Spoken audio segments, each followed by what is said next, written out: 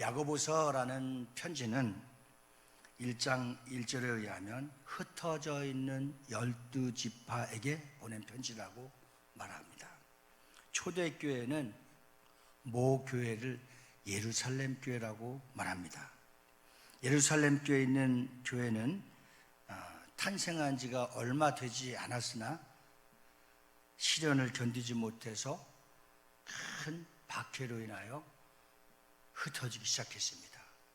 예루살렘 교회에 모인 성도들의 구성원은 대부분 유대인으로 구성되어 있습니다. 그래서 사도행전 8장 1절에도 이렇게 기록하고 있습니다. 그날에는 예루살렘에 있는 교회에 큰 박해가 있어 사도회는 유대와 사마리아와 모든 땅으로 흩어지니라. 거기다가 초대교회의 지도자인 스데반 순교 사건까지 일어났으니까 얼마나 그들의 마음이 힘들고 또 두려움과 여러 상황은 말할 수 없는 참 힘든 상황이었습니다. 그럼에도 불구하고 초대교회의 예루살렘 교회는 성령이 충만하고 말씀과 진리로 충만해져 있었습니다. 흩어지는 곳마다 실패하지 않고 그들이 성령의 바람에 불어서 가는 곳마다 놀라운 부흥의 역사와 또 살아계신 하나님을 경험할 수 있는 놀라운 강력한 진리의 말씀이 살아 움직이는 것을 불꽃같이 보고 있었습니다.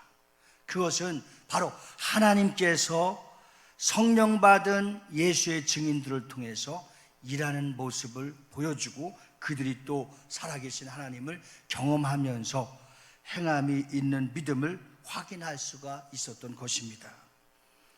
그런데 유대인들로 이렇게 구성원이 되어 있던 예루살렘 교회는 그렇게 성숙하지는 못했습니다. 그래서 예수를 믿기는 하지만 아직 그리스도인으로서의 이 향기라고 할까 온전한 믿음으로 성숙한 그리스도인들은 아니었다는 사실입니다. 다시 말하면 기초는 배웠으나 훈련과 양육과 또는 고난과 연단을 시련을 잘 극복하는 일에는 부족했다는 사실입니다.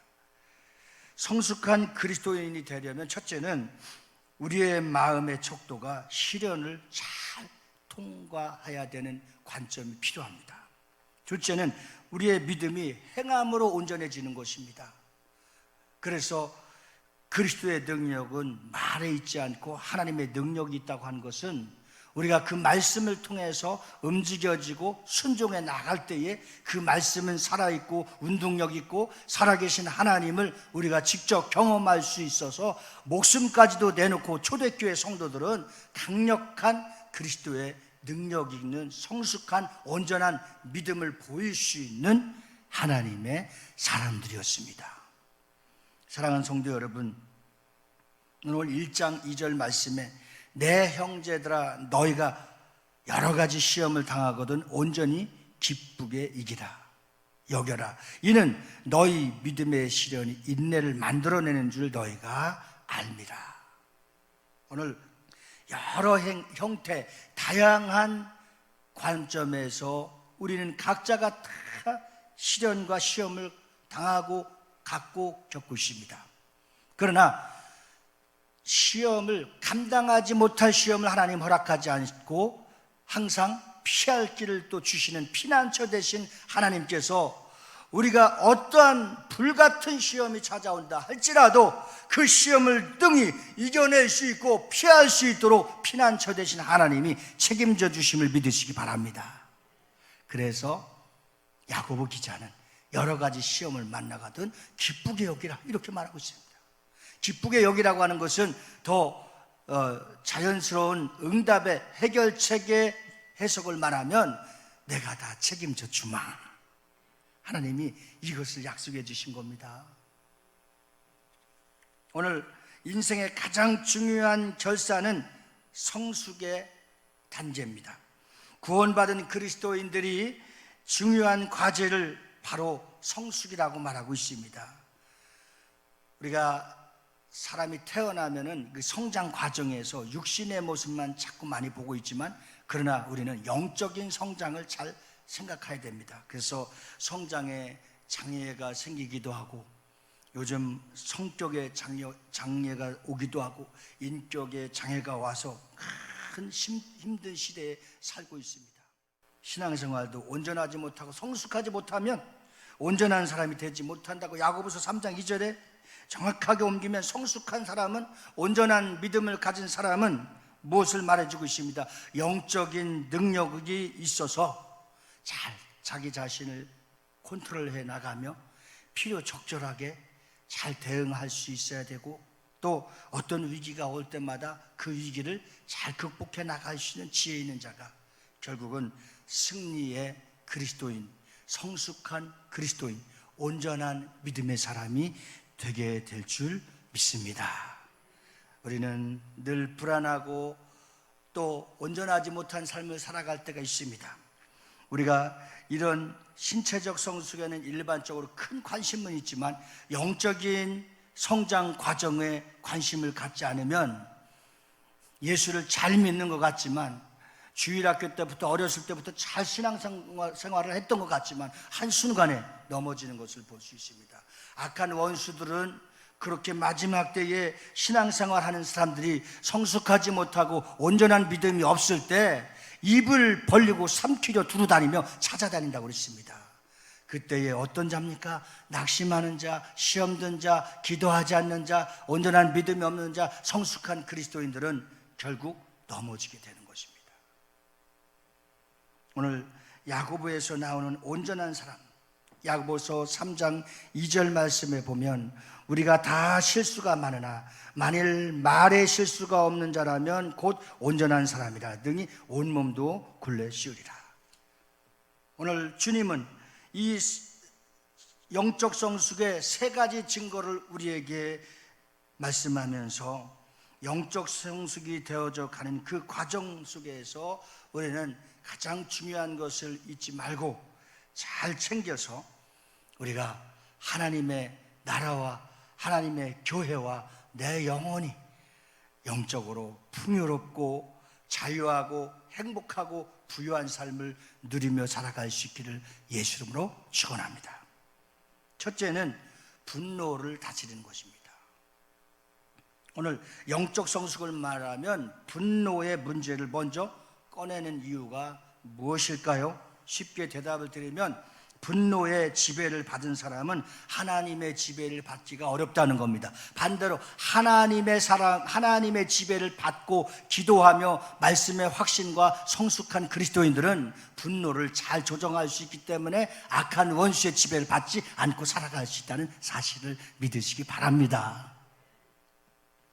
그래서 하나님의 지배, 하나님의 다스림을 받지 못하는 사람은 어떻게 하나님을 기쁘시게 할 수 있는 삶을 살아갈 수 없다는 사실입니다. 본문에 시작되는 19절 20절 말씀을 한번 잘 우리가 하나님의 말씀과 음성으로 듣고 합독하시겠습니다. 시작. 내 사랑하는 형제들아, 너희가 알지니 사람마다 듣기는 속히하고 말하기는 더디하며 성내기도 더디하라. 20절. 사람이 성내는 것이 하나님의 의를 이루지 못함이라. 오늘 알렉산더 대제는 그 사람의 특기가 뭡니까? 이 정복하는 거예요. 막 다 돈도 사람도 물질도 여자 다 정복하는 거예요. 예. 그래서 더 이상 정복할 땅이 없다고 정복의 영이었는데, 그에게 어렸을 때 친구였었던, 가장 가까웠었던 클레토스라고 하는 친구가 있어요. 알렉산더의 친한 친구였어요. 그래서 클레토스라는 이름의 부하 장군이 있었는데, 한 번은 그가 술에 취해서 공개석상에서 알렉산더 대제를 모욕하는 발언을 했습니다. 순간적으로 화가 난 대제는 옆에 있던 병사의 창을 빼앗아 죽여버리고 말았습니다. 순간적인 분노가 그 말에 지배받고 그 분노를 컨트롤할 수 있는 능력이 없어서 어렸을 때 친구를 죽여버린 거예요. 그런데 이 일을 두고 알렉산더는 후회를 했습니다. 내가 그 순간의 분노를 삭히지 못하고 이기지 못하고 이걸 다스리지 못해서 부하이긴 하지만 어렸을 때 친구를 죽이고 마른 겁니다. 그래서 성경은 잠언서 16장 32절에 노하기를 더디하는 자는 용사보다 낫고 자기의 마음을 다스린 자는 성을 빼앗는 자보다 나으니라. 분노하는 그 자체가 죄가 되는 겁니다. 분노를 다스리지 못하는 것은 큰 실수가 되는 것입니다. 그래서 사도 바울은 에베소 4장 26절에 분을 내어도 죄를 짓지 말며 해가 지도록 분을 품지 말라 그랬습니다. 그리고 그는 궁극적으로 분노를 다스리는 유일한 처방으로 성령 충만할 것을 권면하고 있습니다. 에베소 5장 18절에 술 취하지 말라 이는 방탕한 것이니 성령의 충만함을 받으라 그랬습니다. 오늘날 끔찍한 사람들이 실수하고 넘어지는 것은 정치인들이나 판사나 변호사나 대단한 사람들이 넘어지는 이유가 하나 있다고 한다면 술 취해서 실수하는 것이었습니다. 이것은 돌이킬 수도 없는 것입니다. 술 취해서 운전해서 사람을 죽이는 사람들이 한두 사람이 아닙니다. 광란을 일으켜서 약 50km나 역주행을 하는 사람도 있습니다. 마약을 하거나 술 취하는 사람들. 그래서 성경은 술 취하지 말라. 이것은 방탕한 것이라는 거예요. 이것은 실수하기 쉽다는 겁니다. 그러면 그의 반대로 성숙한 그리스도인, 온전한 믿음의 사람은 성령 충만해야 되는 겁니다. 성령 충만하면 모든 문제들도 다 해결되는 역사가 일어나게 되는 것을 믿으길 주의 이름으로 축원합니다. 그러나 본문 20절을 잘 기억해 보십시오. 사람의 성내는 것이 하나님의 의를 이루지 못함이라. 이 사람과 하나님, 분의 의가 대칭으로 형성되어 있죠. 그러므로 성령 충만한 사람을 한번 보십시오. 그 성령 충만한 사람은 자기 자신의 분노를 다스릴 줄 알기 때문에 성숙한 그리스도인이기 때문에 그는 하나님과 함께하는 사람입니다. 오늘 우리 모두가 바울은 나를 쳐서 복종하기까지 하나님의 위대한 말씀에 순종하기로, 복종하기로, 그리고 자기 자신의 의지를 다 하나님 앞에 맡길 수 있는 그러한 믿음의 영적인 소유자이십니다. 두 번째는 말씀을 잘 받는 것입니다. 우리 21절 말씀 다 같이 합독하시겠습니다. 시작. 그러므로 모든 더러운 것과 넘치는 악을 내버리고 너희 영혼을 능히 구원할 바 마음에 심어진 말씀을 온유함으로 받으라. 우리가 밤마다 기도할 때 산상수훈을 통해서 은혜를 받았습니다. 그래서 마음이 온유한 자는 땅을 기업으로 받을 것이요. 오늘 우리가 구원함을 받고 하나님의 은혜 가운데 있으면 항상 감사가 넘쳐야 될 줄 믿습니다. 나를 구원하신 하나님 얼마나 감사합니까? 영적 성숙의 첫 번째 증거는 무엇입니까? 감사합니다. 그러나 분노는 하나님의 말씀을 듣고 행하는 데에 통제하는 악을 갖고 있습니다. 그래서 성경은 우리 마음속에 악을 버리라는 것입니다. 베드로전서 1장 23절입니다. 너희가 거듭난 것은 썩어질 씨로 된 것이 아니요 썩지 아니할 씨로 된 것이니 살아있고 항상 있는 하나님의 말씀으로 되었느니라. 우리가 어떻게 태어났고 어떻게 거듭났고 어떻게 하나님의 자녀가 됐습니까? 하나님의 말씀으로 나음을 받은 겁니다. 그렇기 때문에 우리는 참 중요한 겁니다. 하나님의 말씀으로 거듭난 사람들은 이제 그 말씀으로 자라기 시작하고 그 말씀을 사모하게 되고, 정상적인 그리스도인들은 엄마의 젖을 사모하듯이 정상적인 그리스도인들은 하나님의 말씀을 사모하는 겁니다. 오늘 베드로전서 2장 2절 말씀이 이렇습니다. 갓난 아기들 같이 순전하고 신령한 젖을 사모하라. 이는 그로 말미암아 너희로 구원에 이르도록 자라게 하려 함이라. 아멘이십니까? 예.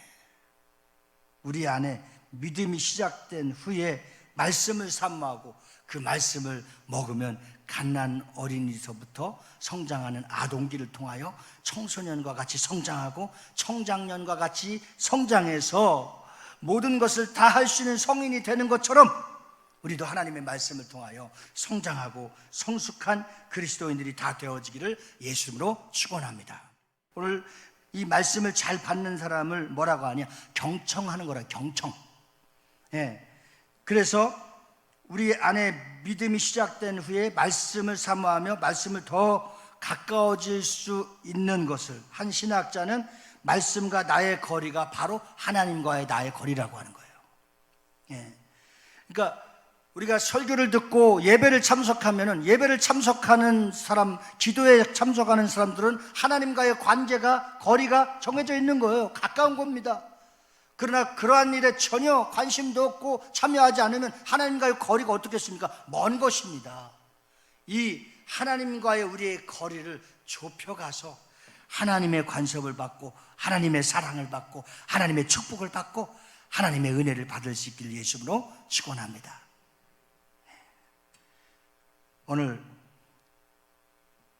계시록 저자인 요한은 종말 시대를 살아가는 성도들에게 진정한 축복의 삶을 요한계시록 1장 3절에 어떻게 증언하고 있는지 제가 읽어드리겠습니다. 이 예언의 말씀을 읽는 자와 듣는 자와 지키는 자들에게 복이 있나니 때가 가까움이라.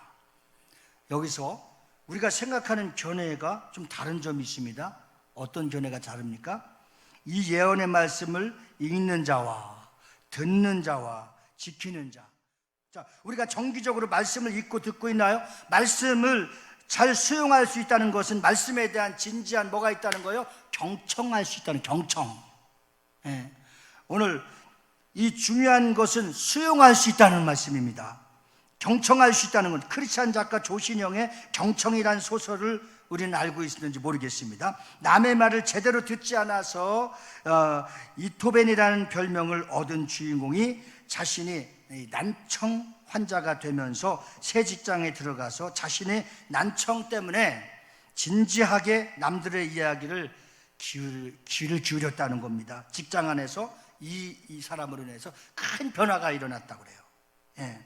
이야기는 우리의 사람의 말에 대해서 경청할 수 있고, 큰 이 경청, 하나님의 말씀을 통해서 경청하고 사람들의 말을 통해서 경청하고 또 변화가 일어나고 영적인 성숙한 사람, 하나님의 마음에 합당한 사람들이 다 되어지기를 예수님으로 축원합니다. 마지막 세 번째, 말씀을 실천할 때 능력이 있습니다. 요한계시록 1장 3절 다시 읽어보십니다. 이 예언의 말씀을 읽는 자와 듣는 자와 지키는 자들에게 복이 있나니, 성경이 축복이 되려면 지키는 자리까지 가야 됩니다. 아멘입니까? 순종하는 자리까지, 복종하는 자리까지 가야 되는 겁니다. 마지막으로 제가 설교 시간에 가끔 소개해드리는 한 분을 소개하고 마칩니다. 5만 번의 기도의 응답, 조지 뮬러. 기도의 비밀. 그분이 쓴 책이 세계적으로 베스트셀러가 오랫동안 됐습니다. 그는 하나님의 약속의 말씀을 근거한 기도를 들으실 수밖에 없음을 알게 됐습니다.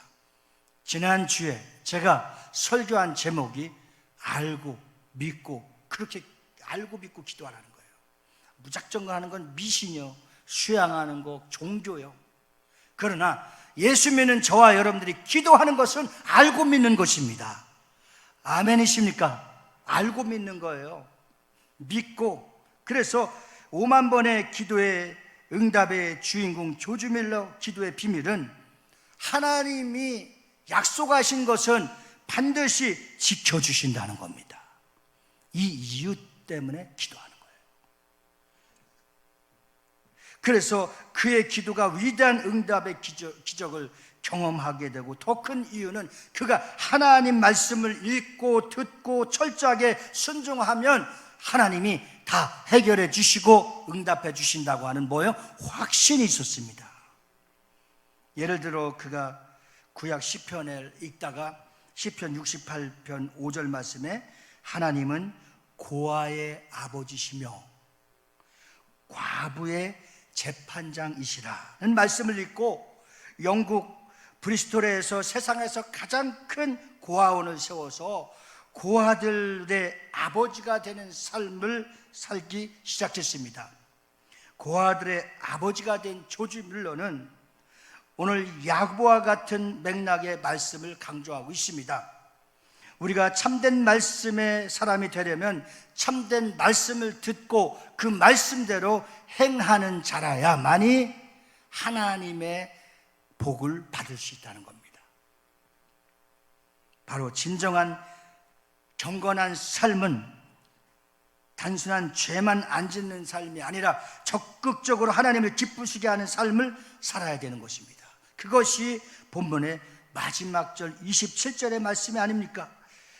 하나님 아버지 앞에서 정결하고 더러움이 없는 경건은 곧 고아와 과부를 그 환난 중에 돌보고 또 자기를 지켜 새 속에 물들지 아니하는 그것이니라. 조지 뮬러는 오늘 시편 68편 5절에서 하나님은 고아의 아버지시며 과부의 재판장이시라. 오늘 그 환난 중에 돌보고 또 자기를 지켜 새 속에 물들지 않기 위해서는 내가 하나님의 말씀을 받고 그 하나님의 말씀을 지키고 행할 때에 그 새 속에 들어가지도 않고 하나님은 우리를 넉넉하고 부유한 영적인 세계로 인도해 주신다는 겁니다. 그가 환난 중에서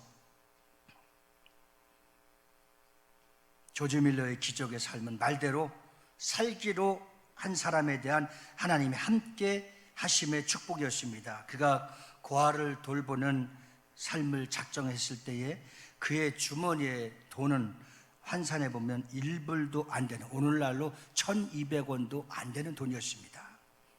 그의 전부의 소유의 돈이, 그가 고아원을 운영하며 미화로 계산해 보면 700만 불 이상의 돈이 기도의 응답을 통해서 들어왔다고 합니다. 나중에 5개의 빌딩에 2000명의 고아들을 돌보게 되는 놀라운, 오늘날 나라에서 지원을 받아서 요양병원과 복지센터가 어마어마하게 큰 거하고는 비교할 수 없는 기도를 통해서 하나님이 만들어내어주는 5개의 대형 빌딩에 2000명의 고아들을 돌보게 하는 놀라운 기적의 역사가 조지 뮬러의 말씀을 시편 68편 5절 말씀에 놀라운 확신을 통해서 얻어진 결과요, 응답이요, 간증인 것입니다. 한 300명이 되던 비교적 초기의 사역에 할 때였습니다. 우리처럼 12월 겨울이 막 시작되는데 보일러가 고장이 났습니다. 통상시에는 보일러를 일주일이면 고칠 수 있는데 고아들은 12월 같이 추운 날씨를 맞이하니까 한 달 이상을 고쳐야만이 그 보일러를 가동할 수 있는 거예요. 그러니까 고아원에 어린이들이 잘못하면은 추워서 얼어 죽었다는 말이 나올 수 있는 겁니다. 그래서 더 이상 미룰 수 없어갖고 마침 12월 초에는 겨울에 이 북풍이 불고 그 북풍은 추위에 아주 맹추위를 떨어야만 되는 하는 사이에 1개월이라고 하는 시간에 그것을 고치려면 얼마나 추위에 어린이들이 견디기가 힘들겠습니까?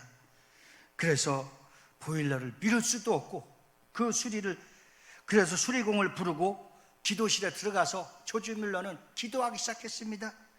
수리공들은 이 겨울에는 공사가 힘들다고 불평하고 고아원에 오기를 싫어하는데 도착했습니다. 그래서 조지 뮬러의 기도가 밖에서 들리고 있었습니다.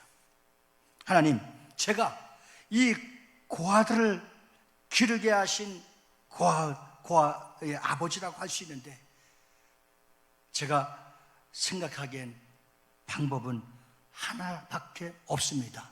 북풍이 불어오면 그 추위에 힘들고 떨어서 아무 일도 할 수 없는 상황이지만 북풍 대신에 남풍을 불게 하여 주옵소서. 북풍 대신에 남풍이 불게 하여 주시옵소서. 그 기도를 수리공들이 다 들은 겁니다. 남풍이 불게 하시고 공사 동안만이라도 따뜻한 일기를 주시옵소서. 그가 기도를 실어서 나올 때는 남풍이 불기 시작했습니다. 할렐루야. 북풍이 불다가 남풍이 불기 시작했습니다. 하나님의 기적의 역사 아닙니까? 이런 기적의 역사가 조지 뮬러 목사님에게만 있는 것이 아니라 여러분들도 동일하게 일어나고 있는 것입니다. 우리 교회도 기도하기 시작하니까 하나님이 놀라운 역사의 돌풍을 일으키고 있습니다. 남풍과 북풍보다 더 강한 돌풍을 일으키기 시작합니다.